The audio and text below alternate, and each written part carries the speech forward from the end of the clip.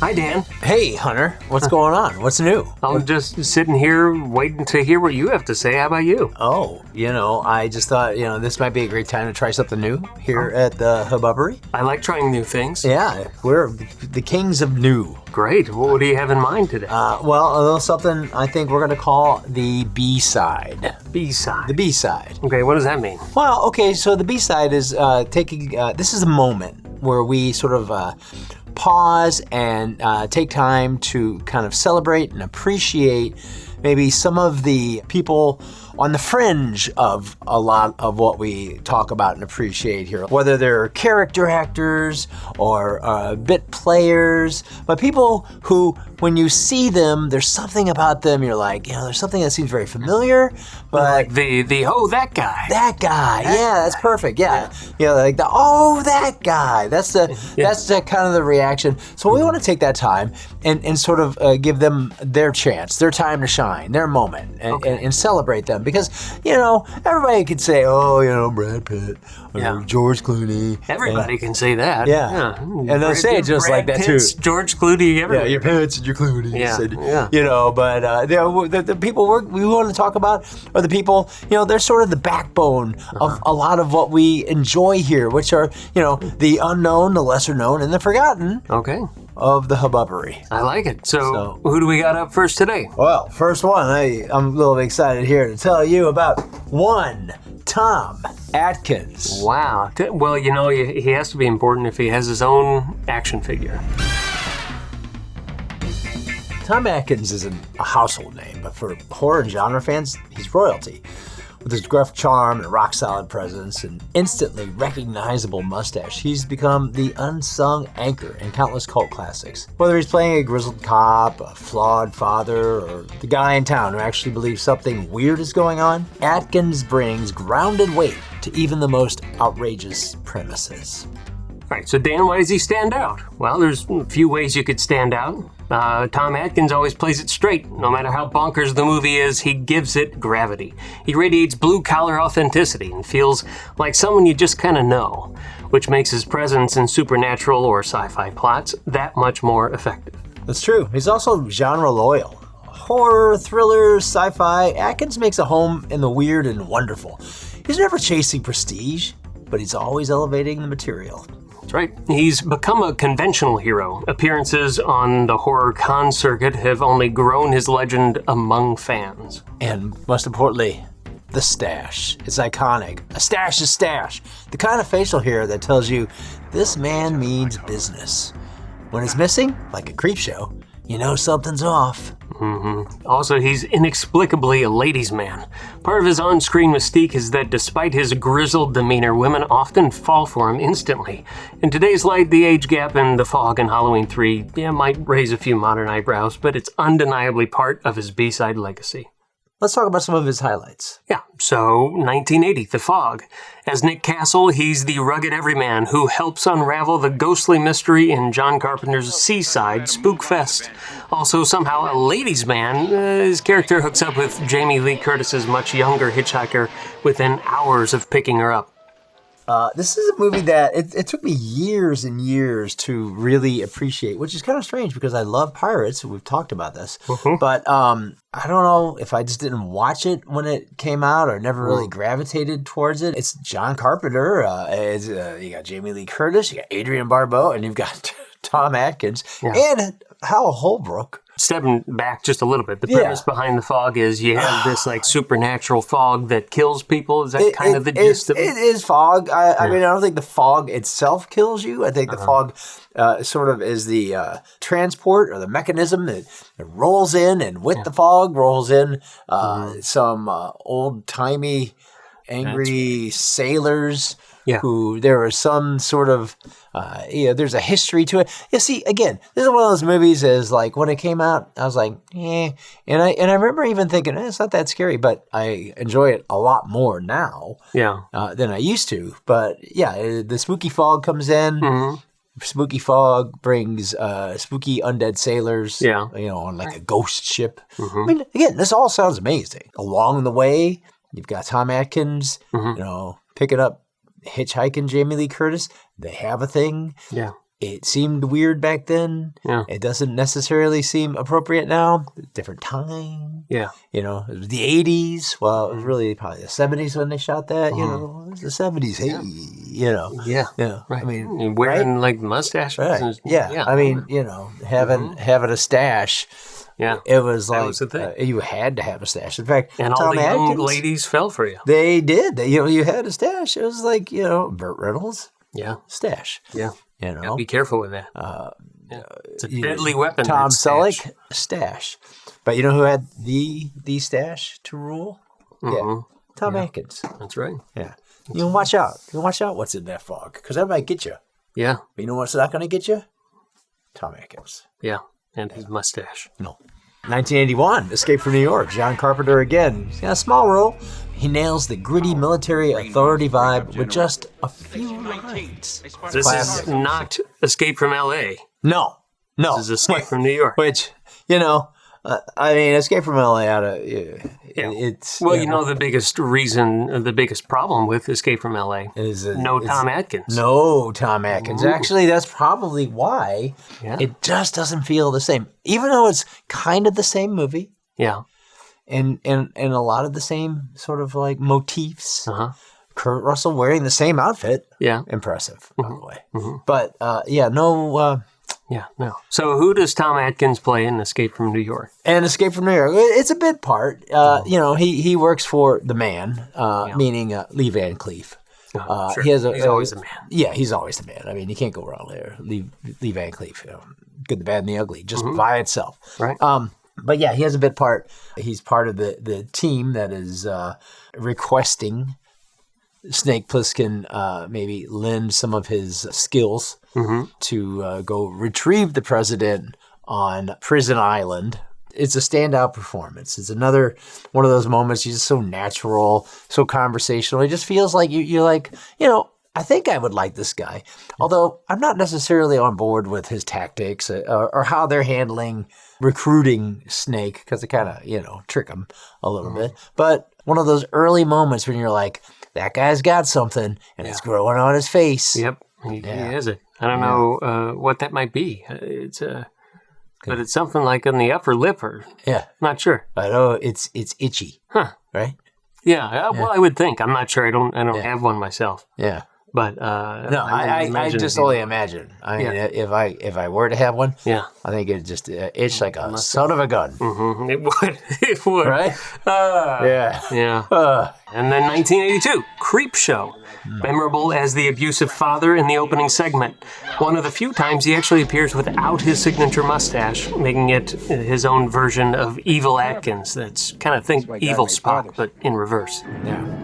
Nothing up here. Nothing up here? Nothing up weird. Here. I mean, I remember watching him. Sorry, I got a little mustache in my mouth. I'm sorry, what? Why would you have... I don't know. That's strange. Is that, you know, I just you talk about Tom Atkins. It's like... And mustaches manifest. Yeah, they do. It's like a mustache manifesto. Wow. Which would be a different thing. That sounds would be cool, a different right? thing. Yeah. No, anyway. So Creepshow. Creepshow, Stephen King, George A. Romero movie. Clearly a nod to Tales from the Crypt and the EC comics of the 50s. And Tom Atkins, you know, he has the part at the beginning and in the end, sort of like the bookends he's a big of the jerk. movie. He is a big jerk. Yeah. And you know, and he's like a kid slapper. Yeah. And a comic book hater. You know what makes him a big jerk? No mustache. No mustache. That's it. That's how you know. Yeah. Yeah. He is. It's like Evil Spock. Everybody knows, Evil Spock. Right. Ooh, how do you tell Evil Spock? Well, he's got a goatee. Yeah. Well, Tom Atkins is the opposite of that. No mustache. Yeah. You got bad news. He's coming, and it's not good. Right. By the way, you know who's slapping around there? Who's that? That's Joe Hill. That's Stephen King's son. Oh, really? Yeah.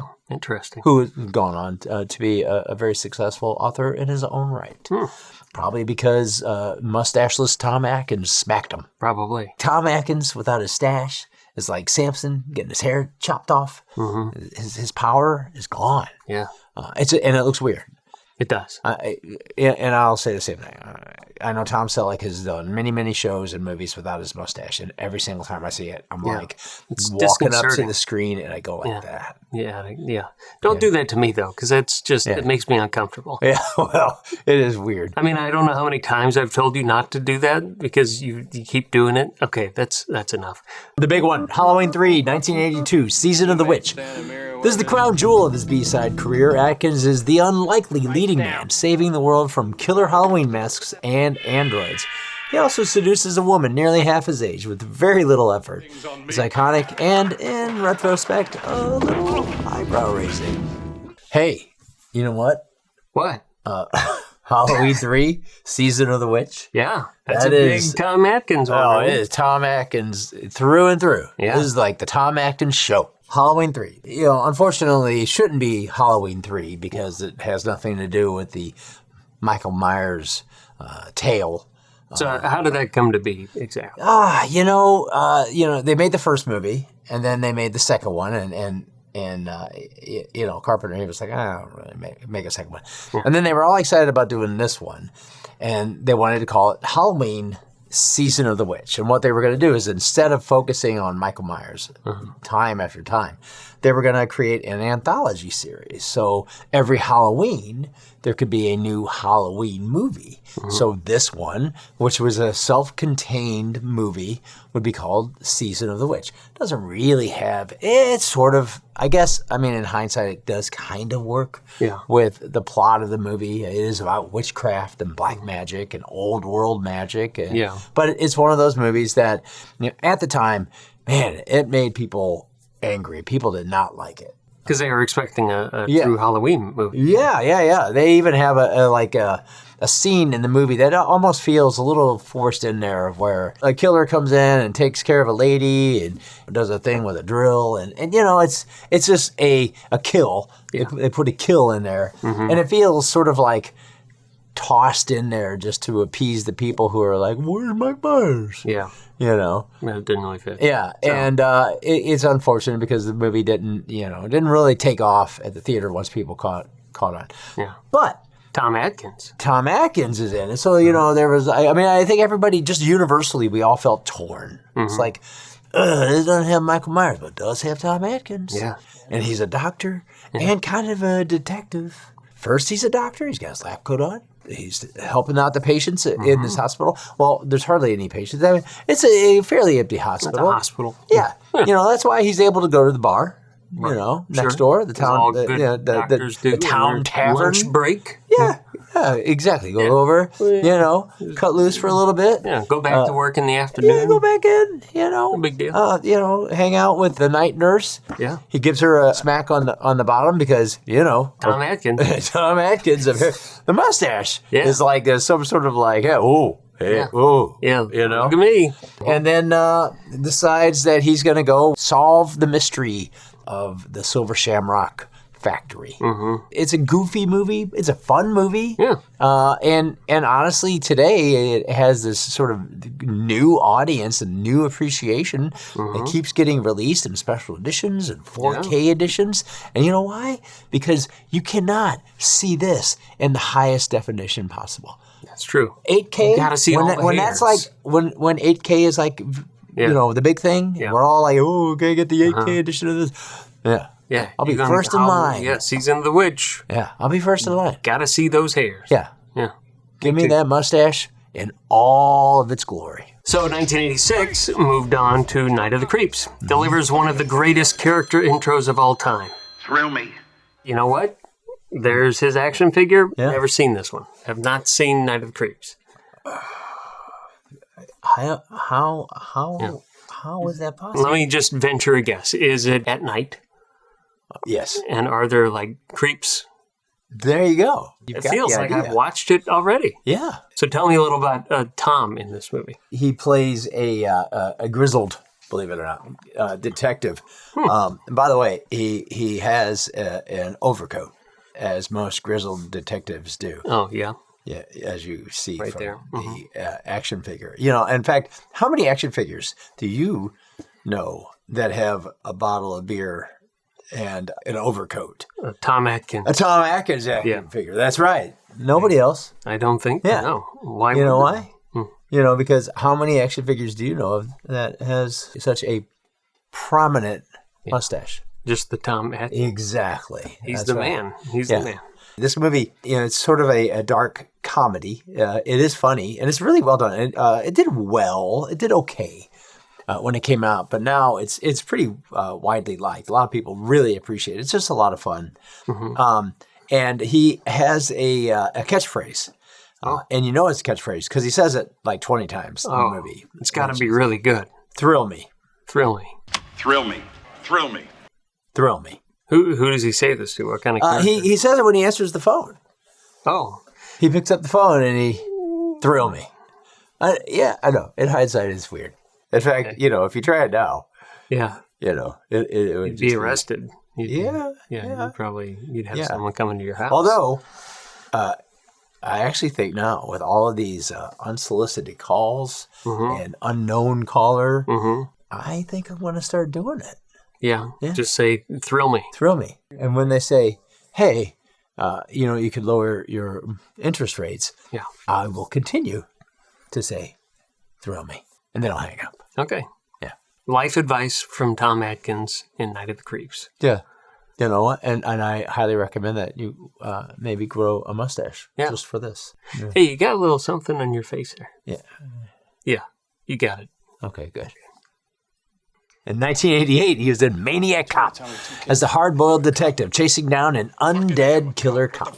This is one that is definitely in the cult classics. I don't even know how many of these they made. 3. But it's, okay. Definitely gave us maximum Tom Atkins. But so maximum mustache. Yeah. In fact, you know what you have when you have maximum mustache? What's that? Tell me. It just takes over. Oh, wow. It just takes right over. It becomes like your whole face, really. It does. It does. You know, it makes me think of something. I don't know what it is. Yeah. Just talking about Tom Atkins, the power of Tom Atkins, it just sort of, you know, it's emanating from this little guy here, little guy, little Tommy. Yeah. Here. We're almost becoming Tom Atkins. We are. We're becoming men. Yeah. Yeah. This is very exciting. Very good. Yeah. Give him his flowers. Tom Atkins never headlined a blockbuster, but he helped make genre films better. Anchoring chaos with realism, delivering endlessly quotable lines, and becoming the kind of actor fans followed from one VHS to the next. In an era of glossy stars, he's a rough-cut gem. Here's to the man, the myth, the mustache, Tom Atkins. Tom Atkins. This is the B-side from the Hubbubbery. Thank you.